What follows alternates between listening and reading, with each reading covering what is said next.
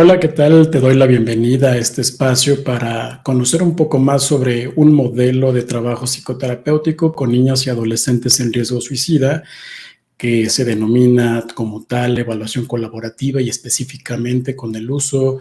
del inventario de riesgo suicida para adolescentes, que junto con la doctora Emilia Lucio y un servidor desarrollamos hace ya algunos años para la población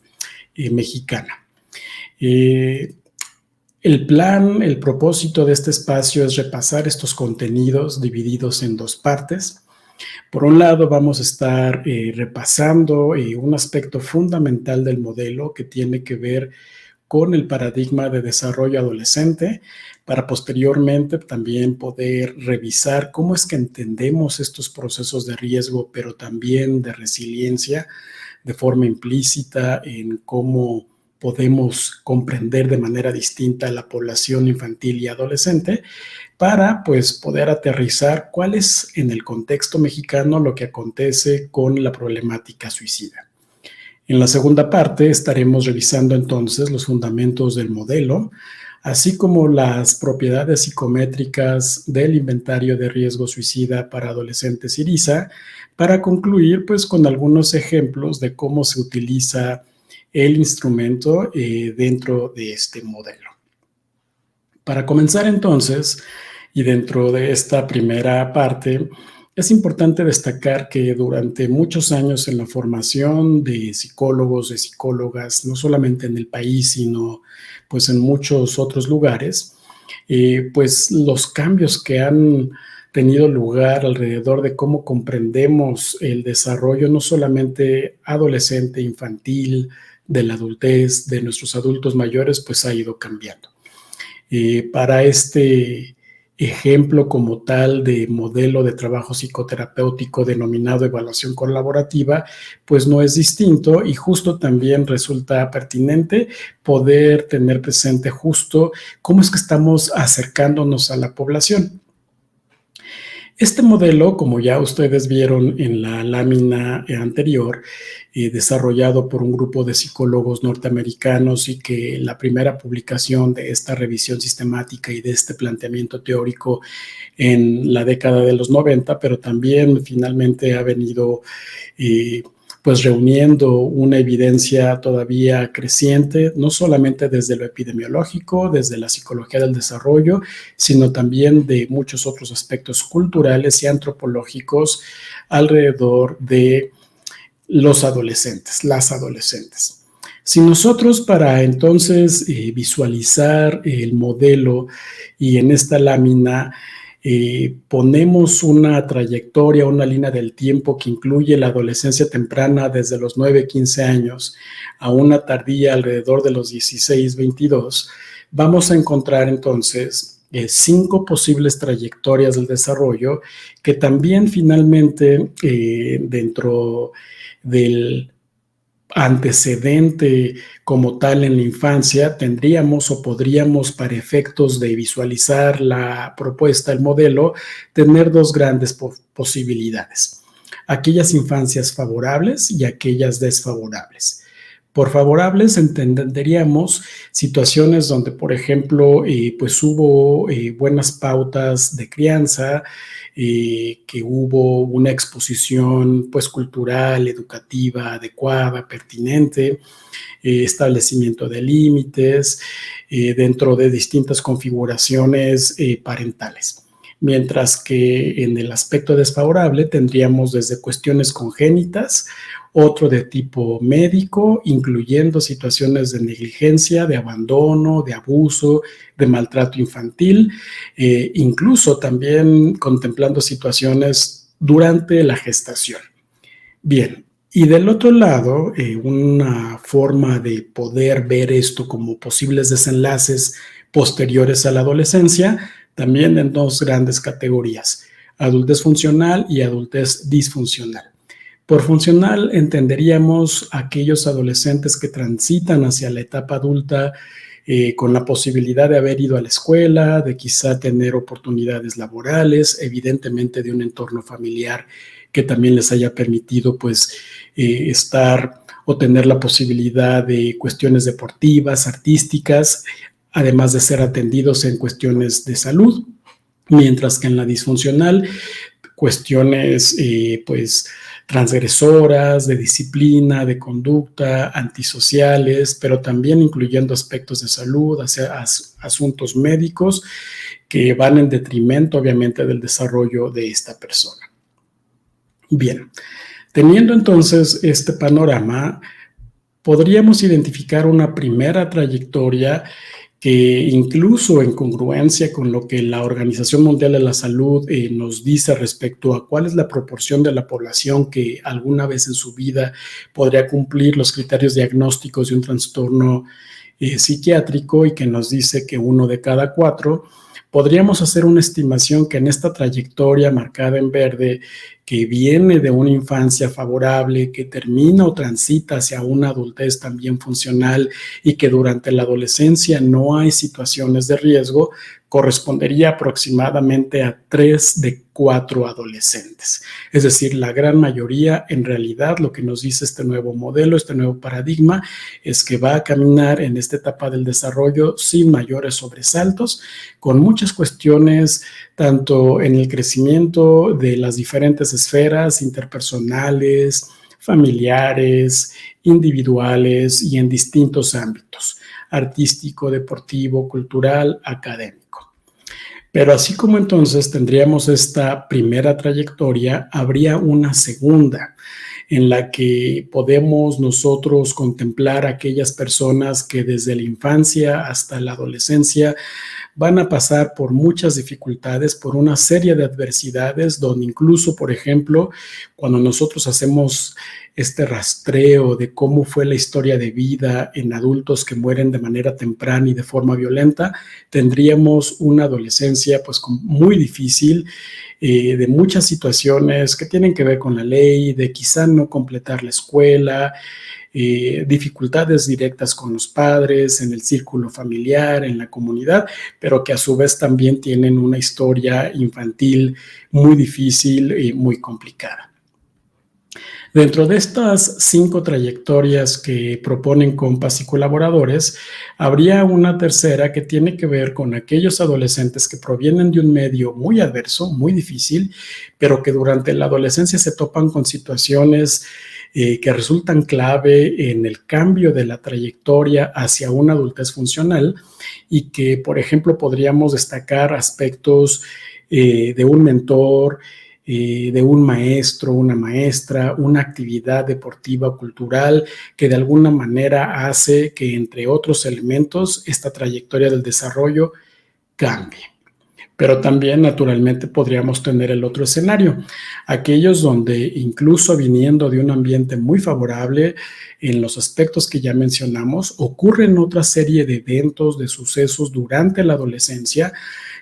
otros de tipo individual, que hacen que esta trayectoria, que así como la primera podría estar caminando hacia una adultez funcional, tiene cambios que hacen que este joven, que esta joven, por ejemplo, pueda incurrir en conductas de riesgo, con uso de sustancias, de índole sexual, en el descuido de la salud, etcétera, para terminar en una adultez disfuncional. Y finalmente tendremos una quinta trayectoria que tiene que ver con situaciones que durante esta etapa pues se ven asociadas a, por ejemplo, situaciones de conducta, problemas de conducta, de actitudes o conductas desafiantes, oposicionistas, de experimentación, de búsqueda de sensaciones nuevas, pero que solamente ocurren durante algún momento o incluso varios, pero que no necesariamente caracterizan la vida de esta persona. Entonces tendríamos a personas, a un conjunto considerable de aquellos que provienen de una infancia buena, no adversa, que durante la adolescencia presentan dificultades, pero que no se quedan ahí, que de alguna manera u otra, hacia el final de la adolescencia, transitan a una adultez funcional. La gran mayoría de ellos en esta quinta trayectoria, por supuesto que identifica y tiene mucha claridad en cuanto a malas compañías, malas influencias, malas decisiones. En ese sentido, podemos decir que las 5 podrían nominarse así como lo están viendo. Una primera, estable, funcional, adaptativa. Una segunda, que es estable, pero obviamente en el otro extremo, disfuncional, desadaptativa.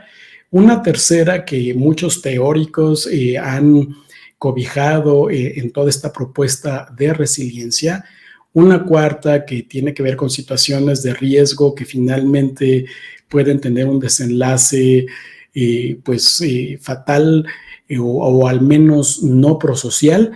y una quinta que corresponde mucho al estereotipo de lo que históricamente hemos creído que ha sido el desarrollo adolescente. Este primer punto sobre las trayectorias de riesgo nos ayuda entonces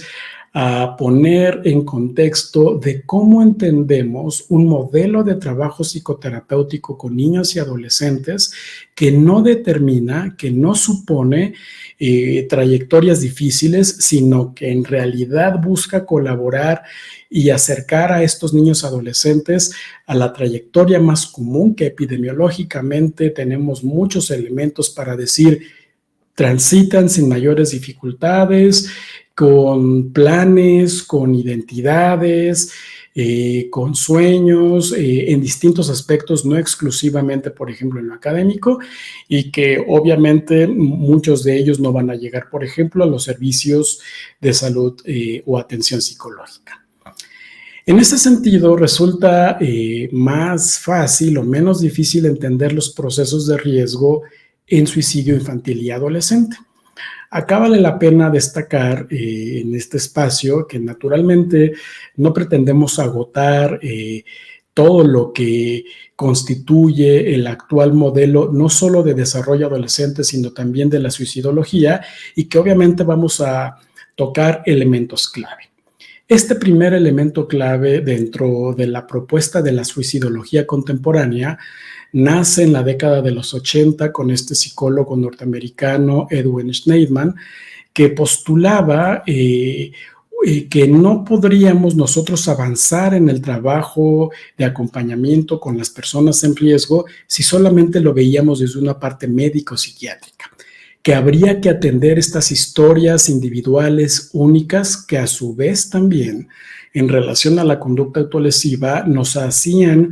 pensar o reflexionar que finalmente, aunque tuviéramos, por ejemplo, estadísticamente un grupo de individuos que compartieran un método de conducta autolesiva, un motivo, por ejemplo, de registro en las salas de urgencias, cada uno de ellos iba a tener una historia individual, una serie de contextos diversos, y que él postulaba como un dolor emocional, psíquico único.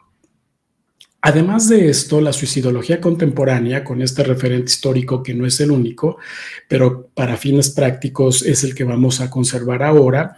la propuesta, o mejor dicho, la apuesta en este modelo nos dice que el suicidio sería una muerte violenta, pero también prevenible, que nos ha hecho mucho daño más que ayudar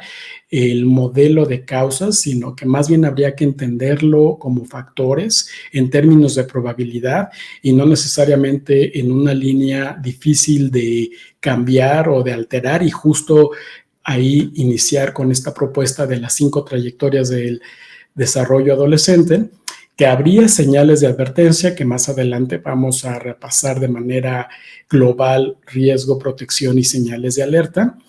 y que no solamente estaríamos hablando en este que ya va quedando claro que es un modelo de trabajo psicológico que se inserta muy fácilmente desde la mirada de la salud pública, desde este enfoque poblacional, donde pues tampoco es nuevo el papel de los mediadores, de los moderadores y de los determinantes en salud,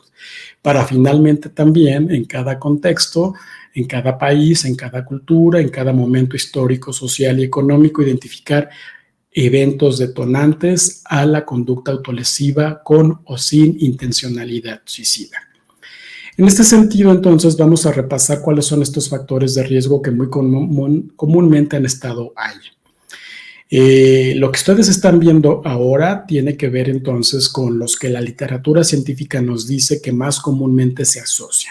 Tenemos la personalidad, Dentro de la personalidad yo destacaría aspectos como la impulsividad, la frustración,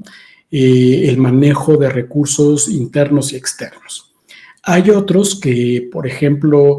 epidemiológicamente vemos que la probabilidad de la conducta autolesiva aumenta considerablemente con los temas de abuso, tanto sexual como físico como psicológico. Dentro del ámbito de uso de sustancias en México está muy clara la asociación principalmente con alcohol, seguida de tabaco. Eventos adversos que los podemos clasificar dentro de aquellos que son de tipo familiar principalmente, así como los interpersonales. Los familiares, por ejemplo, los hemos visto más comúnmente asociados con niños o adolescentes tempranos, mientras que los interpersonales, y que naturalmente podemos nosotros ahí poner sobre la mesa el papel de la pareja, pero también de los amigos con aquellos adolescentes tardíos. El dolor crónico es uno que poco se habla, poco está visible, pero que también está muy presente en la literatura. Dentro de la psicopatología, pues no es difícil remitirnos a los trastornos del estado de ánimo principalmente, además de la dependencia a sustancias, así como aquellos que tienen que ver con ansiedad. Y finalmente, dentro de esta esfera, pues es un factor de riesgo y está en los determinantes de salud el acceso a los servicios especializados.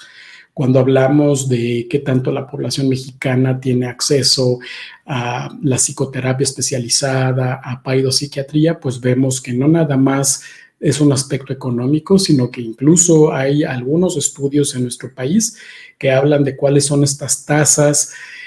por cada 100,000 habitantes en cada entidad de la República, tanto de psicólogos certificados como de psiquiatras igualmente certificados.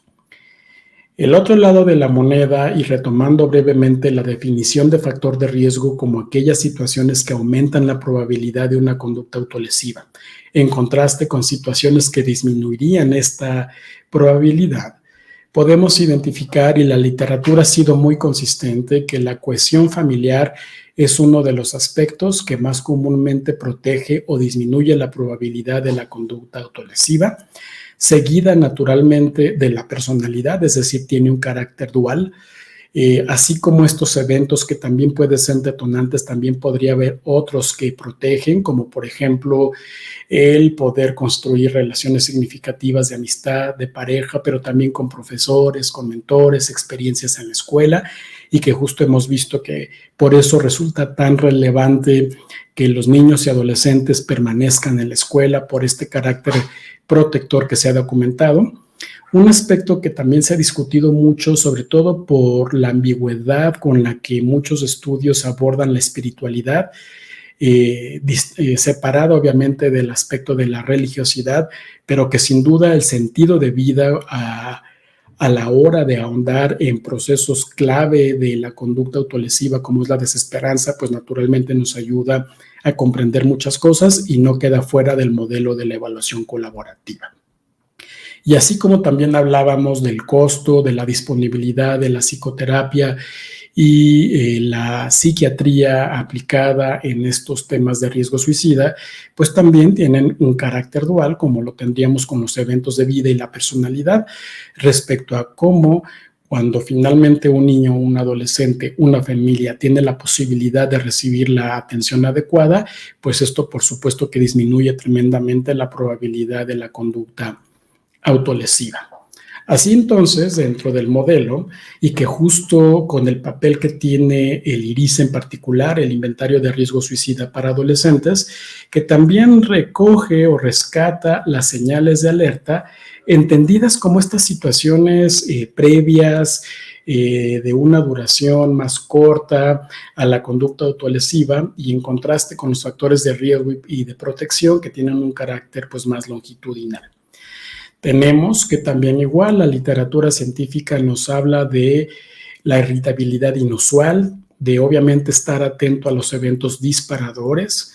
de situaciones o conductas como por ejemplo regalar objetos que son muy preciados para ellas, para ellos, las cartas de despedida, los anuncios en redes sociales respecto a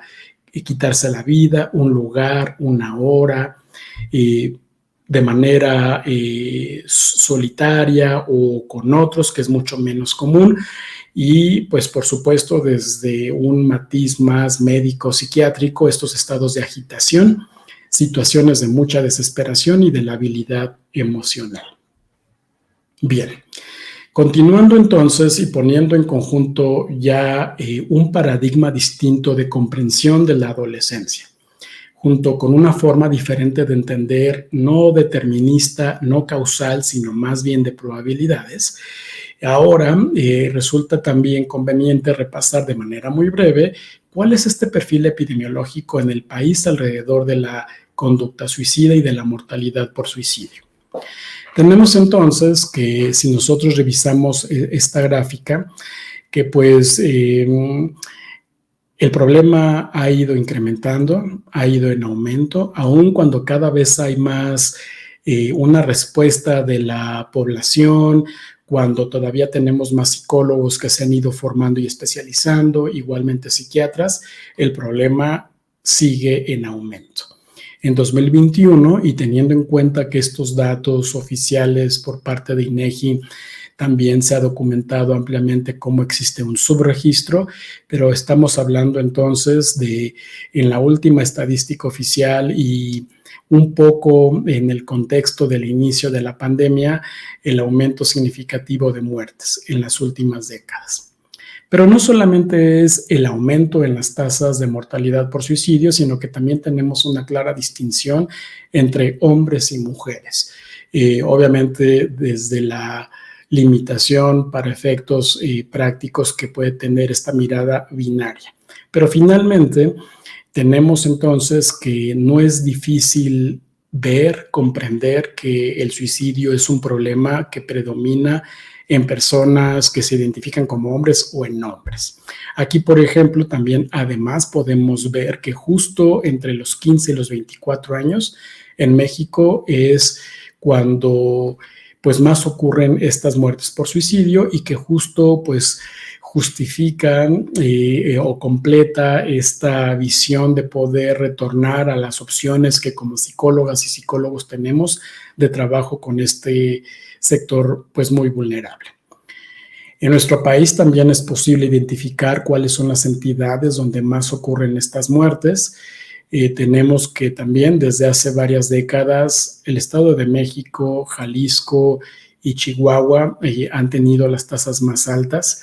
que por ejemplo también igual en todo el país es posible identificar cómo pues estas proporciones, pero también estos cambios en los estados de la República pues se han mantenido más o menos de la misma manera en los últimos al menos 20 años. Cuando hablamos ya de cuáles son estas características de quién muere por suicidio en el país, tenemos entonces que son hombres menores de 24 años en una proporción de 1 a 4 en relación a las mujeres. Ya previamente identificábamos las entidades que concentran la mayoría de estas muertes. Es tremendamente un evento de salud que ocurre en zonas urbanas y donde, aun cuando, por ejemplo, existen algunas similitudes con los patrones y las estadísticas por suicidio en Estados Unidos y otros países, uno de los puntos que contrasta muchísimo es respecto al método o la forma, porque mientras que en muchos otros países el principal método es por arma de fuego, en realidad en México más de la mitad de las muertes por suicidio tiene que ver con ahorcamiento. Que por ejemplo estos eventos ocurren comúnmente hacia el final del día. Aquí lo que ustedes están viendo es hacia las 11 de la noche en los hombres y alrededor de las 6 de la tarde en mujeres. Que los meses de mayor ocurrencia es entre mayo y junio, que la gran mayoría de ellos no tiene empleo, principalmente es algo que podemos ver en las muertes por suicidio en mujeres,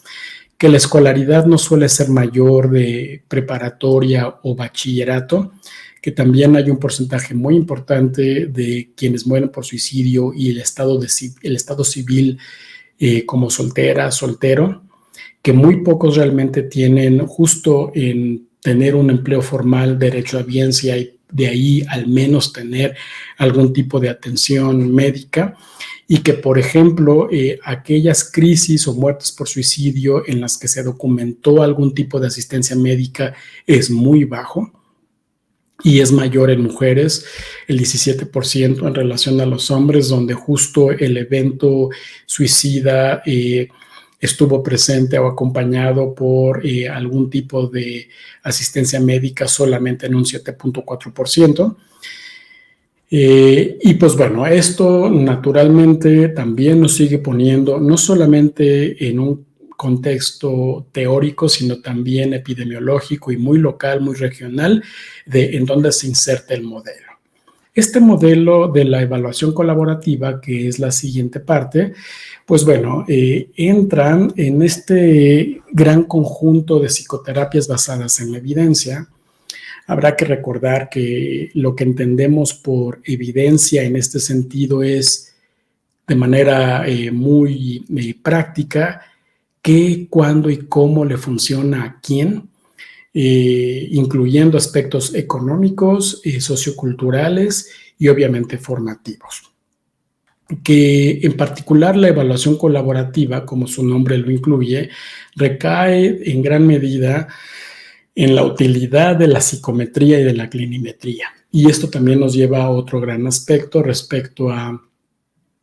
qué tanto de los posibles implementadores del modelo, desde la licenciatura y obviamente los estudios de posgrado, han podido consolidar sus competencias o dominio en la clinimetría, en la psicometría. Este modelo además incorpora de lo que ha resultado una de las propuestas con mayor evidencia científica de efectividad, y que es el modelo cognitivo-conductual, para retomar específicamente aspectos de la regulación emocional y de las cogniciones. Históricamente, la evaluación colaborativa en la década de los 80 y 90 en Estados Unidos nos lleva al uso del inventario multifásico de personalidad Minnesota en contextos universitarios y principalmente con alumnos foráneos. El modelo, que uno de sus principales precursores es este psicólogo norteamericano Stephen Finn, que él documenta cómo, por ejemplo, en los servicios de atención psicológica de universidades, con aquellos alumnos que era la primera vez que estaban fuera de casa, sin su familia, en un escenario nuevo, pues acudían a los servicios psicológicos para ser orientados, para ser contenidos. Y que dentro de los protocolos, el uso, pero principalmente la retroalimentación con el Minnesota respecto a esta es tu personalidad, estos son los recursos, estas son las áreas de oportunidad, pues naturalmente se veía un efecto terapéutico de ser retroalimentado, de tener este conocimiento. Contribuía también a otro gran modelo de la evaluación poblacional, que es el autocuidado, y que pues por supuesto incorpora elementos donde hay un trabajo con un experto en una prueba, en este caso históricamente con el inventario de personalidad en Minnesota, para obviamente plantear una serie de hipótesis, decir, bueno, ¿cuáles crees que son las cosas que te van a ayudar a integrarte a esta nueva comunidad, a desarrollar tu carrera? ¿Cuáles son obstáculos? ¿Cuáles podrían ser interferencias? Llevar a cabo la evaluación, poder explicar los resultados y poder contrastar, verificar con el usuario, con la usuaria. Y de ahí obviamente empieza a crecer el modelo para ser aplicado en otros contextos. Después de este que tiene que ver con el medio universitario, el otro gran contexto donde se prueba es con la terapia grupal, y específicamente con niños y adolescentes que habían sido o que habían llegado a estos grupos de trabajo por abuso sexual. Bien, de tal suerte que dentro del modelo, además de esta colaboración, pues finalmente también apuntala hacia un plan terapéutico. Un plan terapéutico que, más que desde la noción clínica tradicional, busca una colaboración no solamente con esta niña, este niño o este adolescente en riesgo, sino también su familia, su escuela y la comunidad. Cuando nosotros entonces contrastamos con el modelo tradicional, tanto psicológico como psiquiátrico, del trabajo con el riesgo suicida, Vemos aquí en la imagen que hay una relación más vertical, donde se supone que está la figura del terapeuta que básicamente indaga, interroga, completa formularios, de alguna manera traza por la familia y por el consultante el plan terapéutico. E incluso en el nombre del paciente como tal, pues es quien recibe un poco más de manera pasiva las indicaciones, las recomendaciones y sigue la pauta que da el terapeuta. La meta en este modelo tradicional entonces es evitar que la persona atente contra su vida, y de ahí cuestiones que incluso ya están en desuso o que se han caracterizado como no indicadas, como sería el contrato de vida. Hay un énfasis importante naturalmente en los signos y síntomas psiquiátricos, y por supuesto que se destaca la conducta autolesiva con intencionalidad suicida previa. En este contraste, vemos que el modelo colaborativo más bien le apuesta a conocer, como ya hemos visto previamente, cuáles son estos factores contextuales de riesgo, pero también cuáles serían estos elementos protectores para que obviamente puedan estar a disposición de este adolescente, de su familia, y que una forma de evaluar el progreso, pues desde lo que ocurriría en la comunidad, en el trabajo, la escuela. Acá la imagen destaca que hay una colaboración donde están en el mismo nivel, es más horizontal con el consultante, la consultante y el terapeuta experto, porque ambos pues finalmente comparten la vulnerabilidad, pero también el terapeuta pues integra la capacidad, o mejor dicho, la serie de capacidades que tendría este niño y adolescente sobre su persona, sobre su medio, y la incorporación pues de la familia. El énfasis acá tiene que ver con el dolor emocional, el dolor psíquico, que justo por eso agregábamos el antecedente con Schneidman, que ya hablaba de estas situaciones, y la desesperanza como un elemento dentro de las cogniciones muy importante dentro del plan colaborativo, las razones para vivir, los motivos para morir. La meta no es tanto que la persona no se haga daño y que obviamente no intente quitarse la vida o muera por suicidio. La meta acá es replantear cuáles son los estilos de afrontamiento, cuáles son estos esquemas o estilos cognitivos que no ayudan, que interfieren, y cómo el individuo, este adolescente, esta niña, este niño, por supuesto que tiene una serie de recursos para lograr la regulación emocional, entre otras. Bien. Si además nosotros acá incorporamos el paradigma cognoscitivo, veríamos 4 esferas que activa y continuamente se trabajan en el modelo.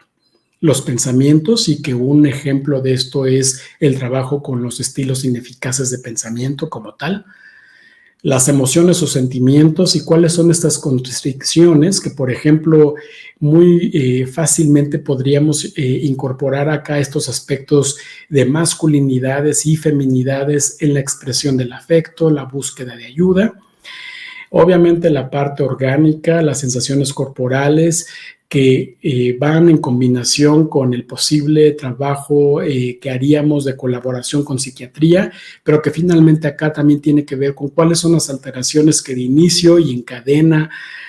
pueden afectar las otras esferas, y como ya habíamos mencionado previamente, los estilos de afrontamiento. Y esto cómo nos ayuda a entender lo que la persona hace o deja de hacer, y aquellas conductas que pues naturalmente tienen que ver con la posibilidad del daño, pero ya no tanto porque la meta sería que no ocurran o estar hipervigilantes de las conductas autolesivas, de las lesiones autoinfligidas, sino más bien de todos los componentes que están detrás del riesgo. Esto obviamente nos facilita arribar a la herramienta que como tal no es un instrumento solamente, forma parte de un modelo. La razón de hacer este recorrido con ustedes tiene que ver con cómo el IRISA entonces no es solamente ni está pensado como un cuestionario o un conjunto de frases a aplicar a un adolescente, sino en realidad teniendo en cuenta todo esto, cómo entonces ahora el IRISA le ayuda al clínico, al psicoterapeuta, al suicidólogo, a la suicidóloga, documentar, armar, conectar, pero principalmente establecer la colaboración con la adolescente, con el adolescente y su familia. Bien. Dentro de la psicometría del instrumento tenemos que parte de un modelo empírico, es decir, se construye muy similar como ocurre con el inventario multifásico de personalidad Minnesota, que en su construcción y validación parte de lo que directamente las personas dicen en su discurso. En el caso del IRISA, la construcción incluyó cuáles son estas frases, cuáles son estas situaciones que adolescentes mexicanos estaban presentes en su narrativa después de un intento por suicidio, en un servicio de urgencias, en un trabajo psicoterapéutico después de una tentativa suicida. Naturalmente, hay una baremación con hombres y mujeres en todo el rango adolescente, incluyendo secundaria y terminando con universidad, para de manera combinada y a partir de una matriz de riesgo que se construye con 4 subescalas que ahorita les vamos a ver cuáles son, las puntuaciones, reactivos críticos y preguntas abiertas para en una especie de semáforo ubicar a este adolescente, pero también desprender del contenido las posibilidades del trabajo temático. Bien, es un sistema que funciona a partir de puntuaciones T. Ustedes recordarán que en muchos instrumentos psicométricos una puntuación T es una manera de estadísticamente facilitar en dónde está ubicada una persona respecto a la población de origen y cómo sus patrones de respuesta lo acercan o lo alejan a la generalidad. Bien. También resulta pertinente acá destacar que el IRISA, como parte de un modelo de evaluación colaborativa, en esto que ya hemos hablado de este paradigma de desarrollo adolescente y este modelo de factores de riesgo y protección, pues no está ignorado el aspecto iatrogénico. Recordemos que la iatrogenia tiene que ver con este daño o malestar que el psicólogo o la psicóloga puede generar al momento de indagar áreas o temas sensibles, como lo es todo lo que abarca el IRISA. Tenemos entonces, además de estas propiedades psicométricas que nos hablan de una buena consistencia interna, de un instrumento fiable, de un instrumento que factorialmente agrupa las distintas narrativas de los adolescentes mexicanos que llegaban a servicios de urgencias, que se encontraban en psicoterapia especializada, 4 dimensiones: intencionalidad suicida, depresión y desesperanza, ausencia de protectores y malestar emocional asociado. Y por otro lado, 3 indicadores críticos. Si este adolescente ha tenido una ideación intrusiva en los últimos 6 meses, si hay la presencia de uno o más planes que incluyen lugares, formas, y evidentemente si es que ya previamente ha habido uno o varios intentos. Nosotros en la aplicación del modelo destacamos y procuramos diferenciar que cuando hablamos de intento no es solamente la tentativa, la intención, como por ejemplo haberlo contemplado, incluso haber acudido al lugar, reportar pues obviamente este deseo de hacerse daño, sino como tal aquellas situaciones en las que ha habido ya un daño, una lesión al cuerpo, independientemente si eso ameritó la hospitalización. Bien, tenemos entonces que justo retomando esta mirada de salud poblacional y que obviamente nos lleva a colaborar con esta persona respecto a cuál es la población de origen y que por supuesto va cambiando generacionalmente, que es posible ubicarlo en diferentes zonas, que por ejemplo, como ustedes están viendo, desde el modelo de las puntuaciones T, aquellos adolescentes que en cada una de las 4 áreas reportan una puntuación entre 40 y 60, pues está dentro de lo esperado, que naturalmente ya cuando el patrón de respuesta se refleja en una puntuación T que va sobre la desviación estándar inicial, que es 60, pues estamos hablando ya de situaciones que lo ponen en riesgo para, por ejemplo, a partir de 70, la segunda desviación estándar, poder hablar ya de una elevación significativa o clínica. Recuerden ustedes que estamos haciendo un breve repaso y que de alguna manera u otra,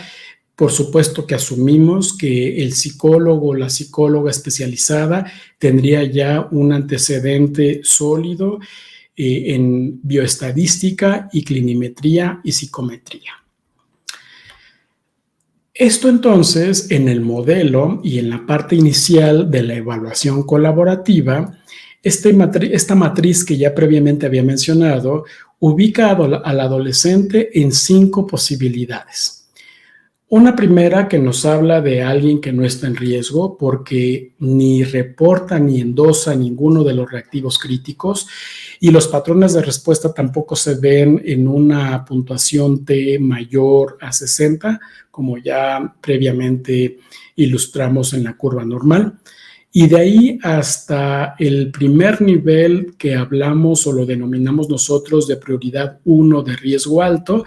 que integra todas las posibilidades. Es decir, adolescentes que endosan los 3 reactivos críticos de ideación, de planeación e intento o intentos previos, que en las 4 áreas que componen el riesgo, incluidas las situaciones protectoras, hay elevaciones mayores a 60 o de 65, que en las prácticas clínicas es un parámetro también bastante común a partir de T65 y que pues a la hora de integrar el reporte podemos nosotros visualizar en qué nivel está de acuerdo a esta combinación de indicadores. Acá también resulta pues pertinente señalar que cada vez más con el avance de la tecnología, pues muchos de los recursos que utilizamos nosotros están automatizados. Nos estamos alejando cada vez más del escenario tradicional de lápiz y papel y no es la excepción con el IRISA. Esto porque, pues bueno, también el modelo, no solamente desde estos temas de efectividad, eficacia y eficiencia, sino también en un marco legal y jurídico, pues se busca cumplir, atender las disposiciones que afortunadamente, aunque son recientes, pero que pues están para las mejores prácticas en el trabajo de salud mental con la población mexicana. Acá, en este sentido, destacamos entonces cómo en la Ley de Salud Mental, en su artículo 62, vemos la pretensión de integrar un aspecto diagnóstico con uno de intervención y que, por ejemplo, justo el modelo incluye ambos elementos con sus respectivos componentes. No solamente esto, sino que también hablamos de un modelo que busca cumplir con las pautas éticas y aunque no es pues el espacio para ahondar en todas las consideraciones que entre muchos instrumentos tendríamos el código ético del psicólogo, pero sí, por ejemplo, destacar el artículo 29 del mismo código, de nuestro código, donde habla de cómo el psicólogo, la psicóloga, pues basa su práctica profesional y obviamente pues lo que desarrolla laboralmente en la mejor evidencia científica y principalmente en esto que dé cuenta de su eficacia y efectividad respecto a los procedimientos o técnicas, incluido el IRISA y la plataforma y la evaluación en línea del instrumento. Vayamos entonces hacia la última parte del espacio, las aplicaciones como tal del modelo pautado con el IRISA en la población adolescente mexicana. Y vamos a comenzar obviamente hablando de qué se entiende por un plan de trabajo colaborativo en contraste con simplemente nominarlo como la terapia o el tratamiento psiquiátrico psicológico, porque recuerden que estamos hablando de un aspecto mucho más amplio que no incluye en gran medida adolescentes que cumplirían criterios diagnósticos, sino que más bien podrían estar hablándonos de una configuración de factores de riesgo que no, repetimos, no necesariamente se reduce a cuestiones de psicopatología y que no enteramente tendrían que estar abordados desde lo psiquiátrico. Este esquema nos ayuda a visualizar cómo sería la secuencia de acciones dentro del modelo. Habría naturalmente un motivo de trabajo con el que llega una familia, un adolescente. Recordemos también que el modelo, en particular con el IRISA, supone que van a ser adolescentes en la escuela, que aun cuando, por ejemplo, hay una situación no muy buena de desarrollo o desempeño académico, pero que finalmente partimos de las muchas posibilidades cuando el adolescente aún continúa en el entorno educativo. Habría una fase de evaluación. Hablamos ya de cómo históricamente el modelo empieza a gestarse a partir de observar la terapéutica, de saber los resultados de la aplicación de una prueba psicológica y de ahí formular un plan. En el caso del IRISA y en el contexto del riesgo suicida, estamos hablando entonces que desde el motivo de trabajo y el inicio de la colaboración, el terapeuta experto con este adolescente, con esta adolescente, indaga hipótesis, como ya mencionábamos. ¿Qué cosas podrían estar ocurriendo que nos ayuden a entender este riesgo de conducta autolesiva? ¿Qué situaciones que no enteramente van a ser signos o síntomas clínicos, pero sí tremendamente de corte social, cultural, como por ejemplo el género, para aplicar? Naturalmente, el terapeuta o psicólogo experto especializado, reunir los resultados, documentarse y dominar las técnicas e instrumentos para poder, obviamente, en el marco de las limitaciones, devolver los resultados, siempre contextualizando en dónde estamos, si es el consultorio, si es la clínica, si viene como parte de una encomienda desde lo judicial, para finalmente de ahí identificar cuáles son las posibles rutas de trabajo colaborativo. Bien, lo que ustedes están viendo acá ahora es un ejemplo de reporte de la plataforma electrónica del IRISA. Esto no solamente tiene que ver con ser consecuente con estos aspectos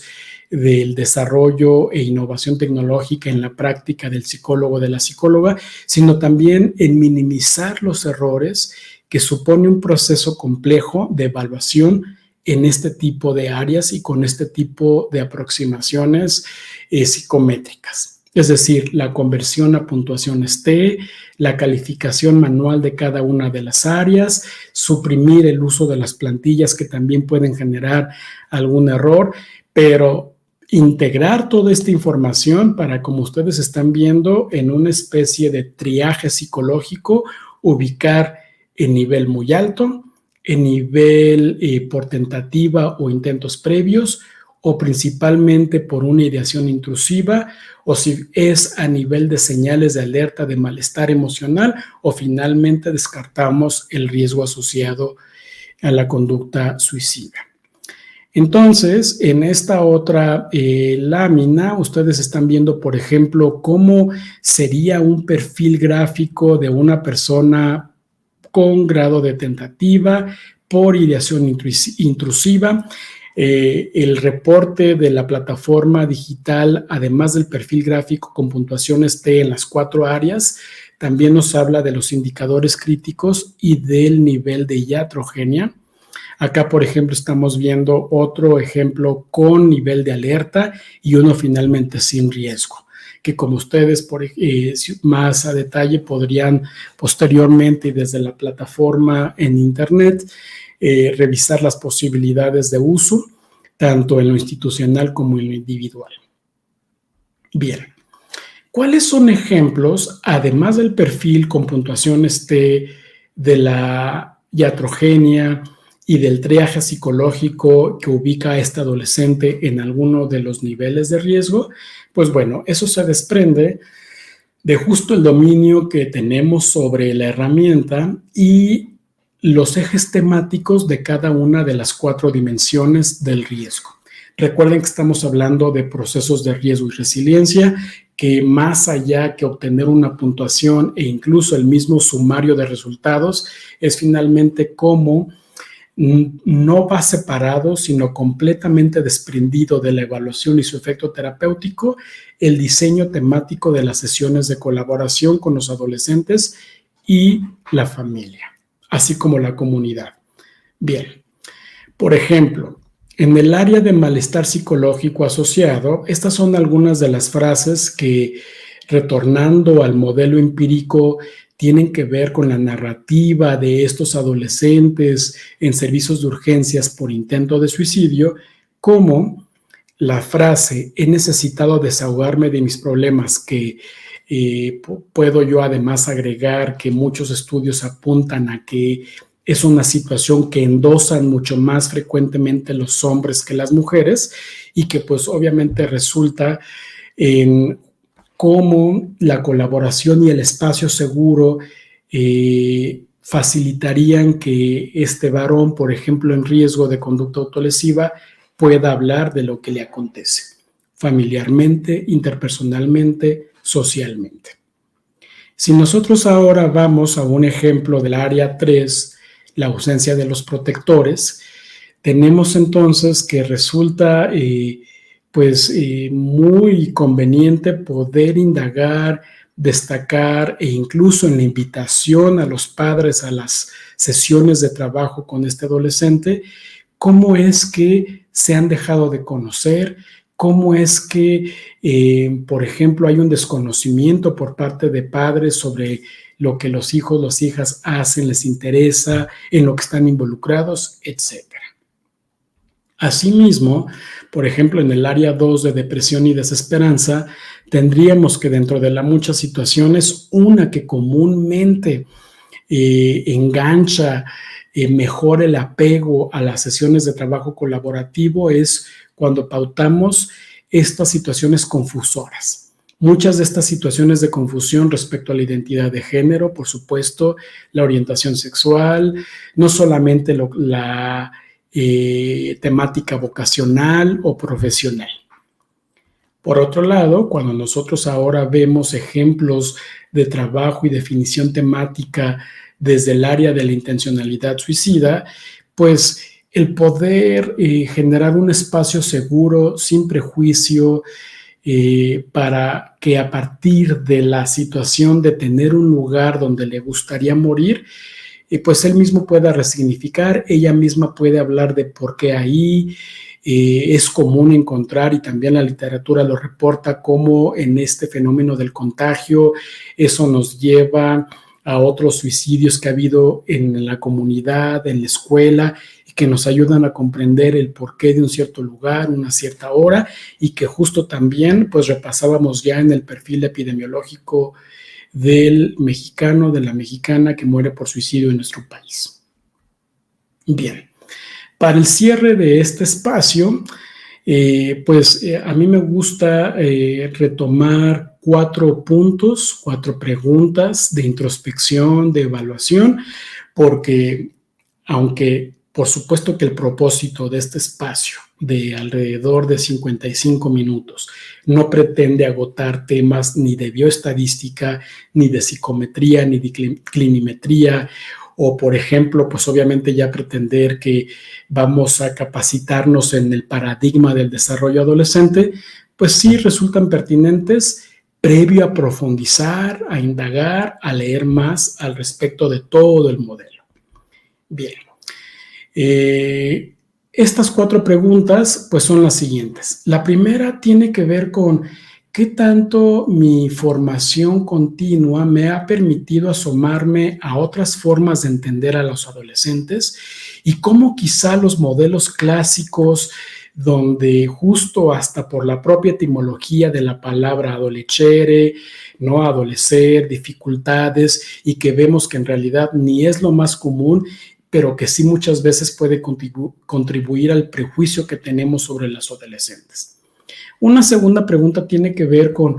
qué tanto como psicólogo clínico, como psicoterapeuta,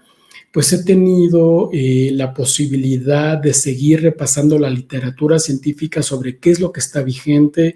qué es lo que sigue reuniendo o recabando evidencia, cuáles son las mejores prácticas y cuáles son estas en el contexto mexicano. Una tercera pregunta tendría que ver con cómo me siento yo respecto a mis habilidades, mis competencias, el conocimiento, el dominio sobre los instrumentos de evaluación, que yo esperaría que ahora en el espacio quede claro que el potencial de en realidad cualquier herramienta clinimétrica y psicométrica es pues amplísimo, que no nada más es un puntaje, un dato, sino que en realidad nos puede pautar de manera muy provechosa la colaboración con los adolescentes y sus familias. Y finalmente, pero no menos importante, ¿cómo me encuentro yo como psicólogo, psicóloga, psicoterapeuta, suicidólogo, suicidóloga en el tema de la muerte, del suicidio, evidentemente, pero nos parece pues muy importante destacar el repaso y el trabajo continuo a nivel personal. ¿Cómo estamos respecto a la vivencia y la significación de la condición humana y de todas nuestras vulnerabilidades?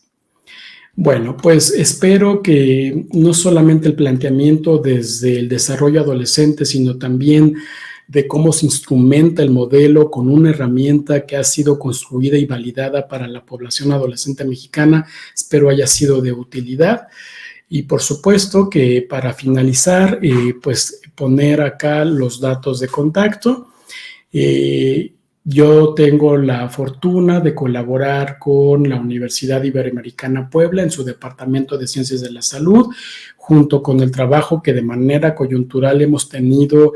desde la Asociación Mexicana de Suicidología con el Sistema Universitario Jesuita, y pues naturalmente, como es, me parece, la aspiración de los que nos dedicamos a esto, que pueda ser de utilidad y beneficio para la población adolescente desde la gran labor que hacen psicólogos y psicólogas en nuestro país. Muchas gracias por su atención.